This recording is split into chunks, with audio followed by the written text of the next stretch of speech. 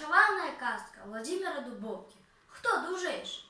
Викладач початкової школи номер 39 города Минска, 4 Б класса, Стамбулян Мартин. Однойчі Поляшук зимой пайшов секірою своєю у пущу. Перейшов ён хать, зірнув, а шляхары стоять мороз и солнце, побач их и ветер с Марой удвоих. Пронесла сварку их іде, якой не чув ніхто ніде. Прийшов не є завжди слово, каб що мільйонів дальніх слов. У нас есть примовки в житті, каб з ними добрий шлях знайти. Одна на пам'яті прийшла, Поляшуку на шклад весла. У самой лепшей сварцы крась, ніколькі в сваркі не залазь. А калі б'ецца з паном пан, трашчаць за іх чубы сялян. Каб размінуцца як з бядой, і чупрыні не даць сваё, накіраваўся ён назад.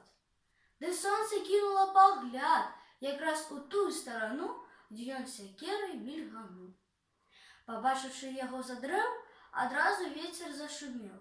Ходи ближе и дай отказ, хто надужейший сам у нас? Пытанне даць за все лягчэй, знайсці адказ за все цяжэй. Дивак один крупнёю стал збантэжыць сотню мудрецов, и Поляшук им дал не ураз на запытанне свой отказ. Калі глядзець з усіх сторон, мороз дужейшы, майстар ён. Мороз кровей, тесляр, коваль, без молотка свековый паль, мосты праз нож одну кладе, на самой шпаркой ён в воде. Праз нож одну на целый свет, цудоўны шые ён саед. Мороз усцешыўся. Так, відаць, разумны ты дружбак. А сонце кажа: эх, сынок, а хто дает жыццю росток? Ці вырасце што-небудзь вам, калі я цеплыні не дам? Прыгрэю я і твой мороз, пазнае самы горкі лёс. Растае ён, за ним услед мосты растануць і саед. Схіліся ты перада мной усёй магутнасцю маёй. Тут хмара гутарку ўчала. А што з твайго таго святла? Закрый неба пеляной, зямлю усю залью вадой. У свеце ноч, устане ў дзень, святла не стане, а нідзе. Тады што зробіш ты са мной усёй магутнасцю сваёй? Дужэй за ўсіх на свеце я, бязмежна ў свеце моц моя.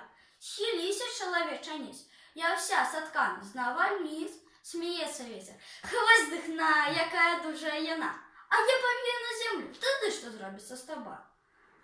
Слядоў не кіну я ад хмар, я нават сонцу снішу жар, бо разольется як струмок над светом целым холодок. Могу поскидывать страхат, могу прыгнать с хмары град, засыплю поле все пяском, нигде не знайдешь колосков. Схилися ты передо мной, безмежной силой моей. А Поляшук, як ветрик стих, питає: ты дужей за всіх? А можешь гэтую гору понять до неба ту гору?